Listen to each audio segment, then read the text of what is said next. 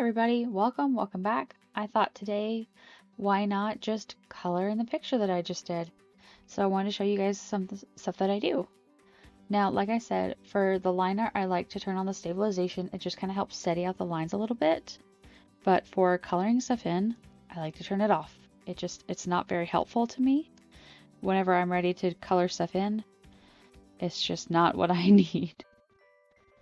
Because it does tend to draw the lines a little bit slower, and especially the first couple of colors that I throw on the canvas, I tend to be a little bit more messy with them because I'm gonna overlay them with other things. And I don't know if I'll get to shading today or not, but we'll see how it goes.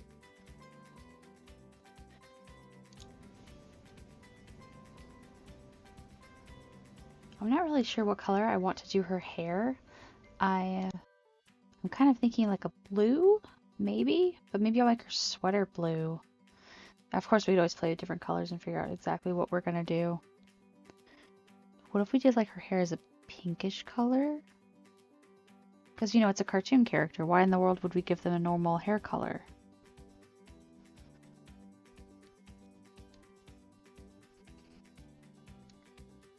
Okay, you know what I'm gonna actually do? There's a skin tone.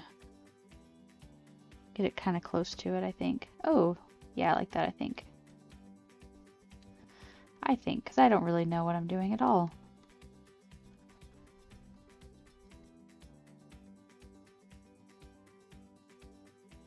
My hair is actually kind of close to this color. It's a bit more purple.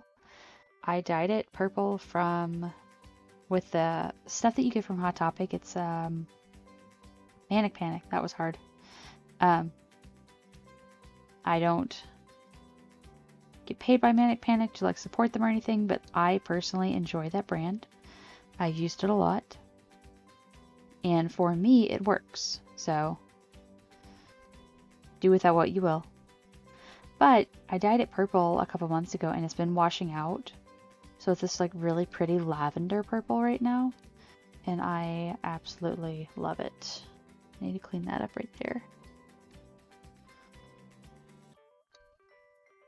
And of course, again, because we're using just a regular layer and not a vector layer, we have to be a little bit more careful about erasing stuff. It's just a little bit more tedious, but it's really not a big deal. I had gotten into a conversation with someone online about digital art being quote-unquote real art. And I swear, if I hear one more person say digital art's not real art, it's not hard, I may just scream. Because, like, that's absolutely unbelievable that somebody would say that. And I always feel like the people that say that have never done digital art in their life, right? It's always the people that don't really know what they're talking about that say stuff like that. But anyway.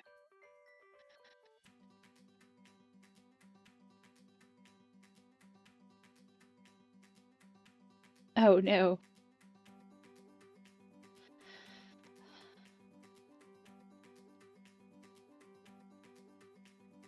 You always got to be really careful like going into the little details and stuff, just to make sure that you're paying attention to everything that you are filling in. And it's so much easier to catch it early on than waiting a little bit longer.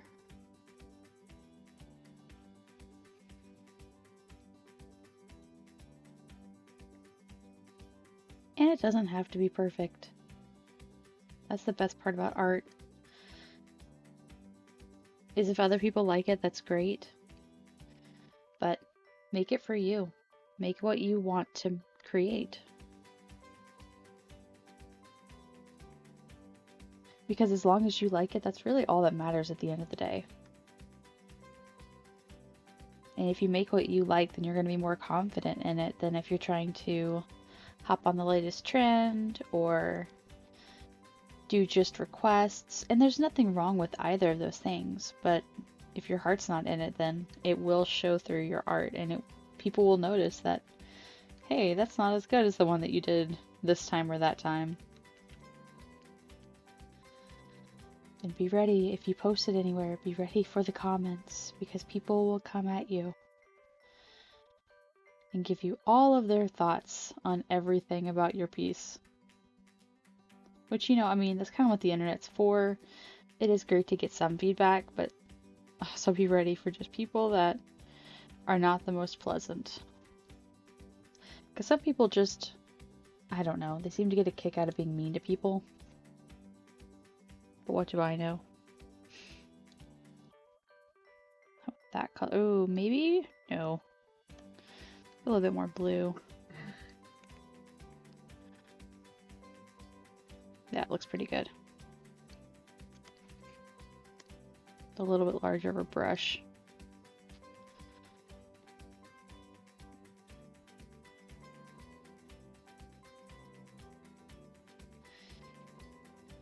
And another great part about digital art is that you can kind of play around with the colors a lot more. You don't necessarily have to commit to any one color too much. Oh no, why did I do that? That's another aspect of digital art, at least mine. It's a lot of, oh no, why did I just do that? Thank goodness for the undo button, because where would I be without you? It's always great whenever you've been doing digital art for a little bit too long, and then you go back to traditional art. And then you try to undo on your paper, and paper doesn't have an undo button. It's kind of rude of it, but whatever.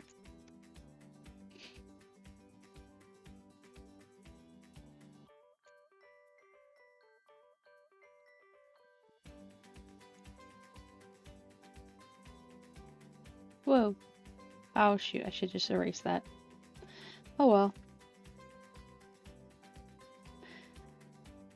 And again, unless you're like on a commission piece, then there's also no pressure to finish things. If you need to, you can absolutely just walk away from art. I think there's some kind of stigma that's like, oh no, you need to finish it in one setting, don't take too long on it. And people also assume that you can finish it a lot faster than what you do. It's always the people that don't do art that assume that, you can get it done in a couple of hours, when realistically, it might take all day. Even just figuring out the sketch and figuring out the composition can be a huge challenge. Not to say that I'm any kind of pro at either of those things. I still struggle with composition and sketch layers and just figuring out the layout of everything.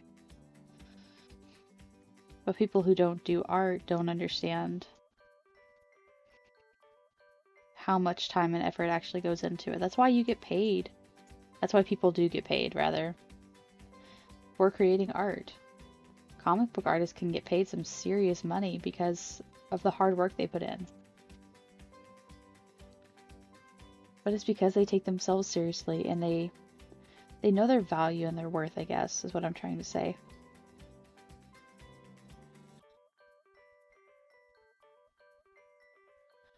Which, even for things that aren't like art, just knowing your worth is so unbelievably important. And understanding what you are worth, and I don't know. I guess that's all that I'm trying to say is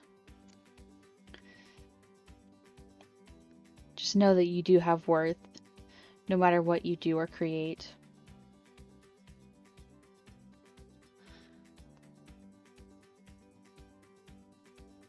And don't let anyone tell you otherwise. Because people will try to come in and say, oh no, you're charging too much, or you're not worth that. Your time isn't worth that. And that's 100% untrue. If you feel that you're worth that, then by all means, charge that much for that piece.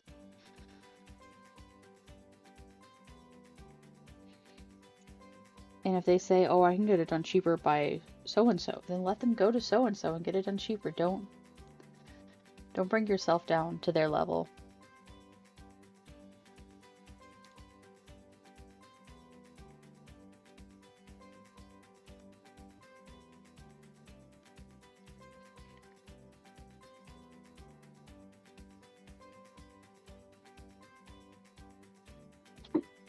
Whoa. I think I am just going to apply the flat colors for this video. I may go into more detail with the picture and post it on my Instagram. We'll just see how that goes.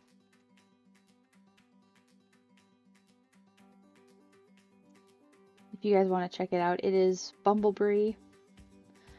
Same name over there.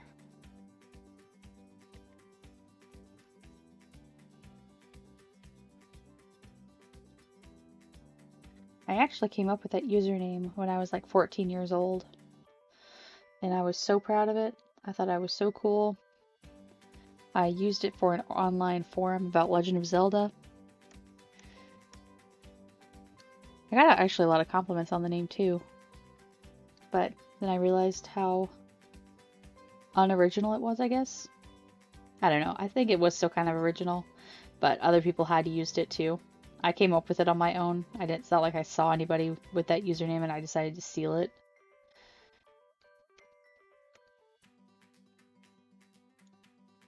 And of course it's based off of the Transformer Bumblebee because he's my favorite. I'm a sucker for Bumblebee. Just I guess his resilience is what I always admired about Bumblebee. And then of course as I got older and kind of more into seeing other people and everything, I realized how popular he was. And I was like, oh, I liked it before he was cool. It's like, no, he's been cool since 1984. I was not around in 1984. I am not the first person to come to the Bumblebee fan club. Okay, I'm kind of scared to do it, but let's see how it looks if I flip it. It doesn't look too bad, actually. The weight may be a little unevenly distributed, but I think it's okay for the most part. You always gotta be careful with that kind of stuff. Okay, now I think we're gonna give her like fiercely blue eyes. Because I like blue eyes. I am indeed a sucker for blue eyes. I always wanted blue eyes growing up. I just thought they were the prettiest thing in the world. Nobody in my family has blue eyes. My husband does, but growing up, none of my family has blue eyes.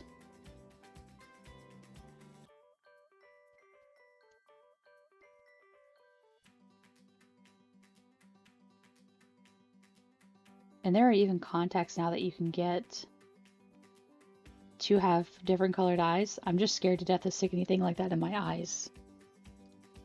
I wear glasses and I have thought about contacts before. It's just not something I'm sure that I could do. Just, again, the whole idea of sticking something like that into your eyeball does not sit well with me.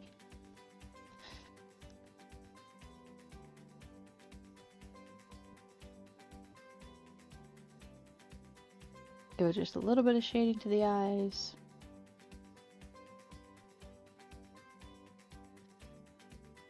So, you know, what style is this? Nobody knows. Give a little bit of color to the skin, and then I think we're about to call it here. Just so I don't overcommit.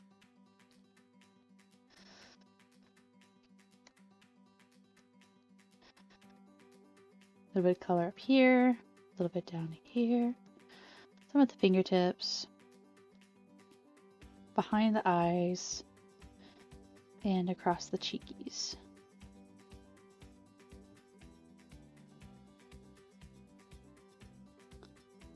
Okay, I'm going to blend all this out. I think actually we're just going to use, I don't know how to say that word. And you can see how much it blurs it out. And yeah, I think we're actually going to call it here. Thank you guys so much for watching. I will have the finished illustration up on my Instagram. Thanks guys so much for watching, and I hope you have a great rest of the day. Bye!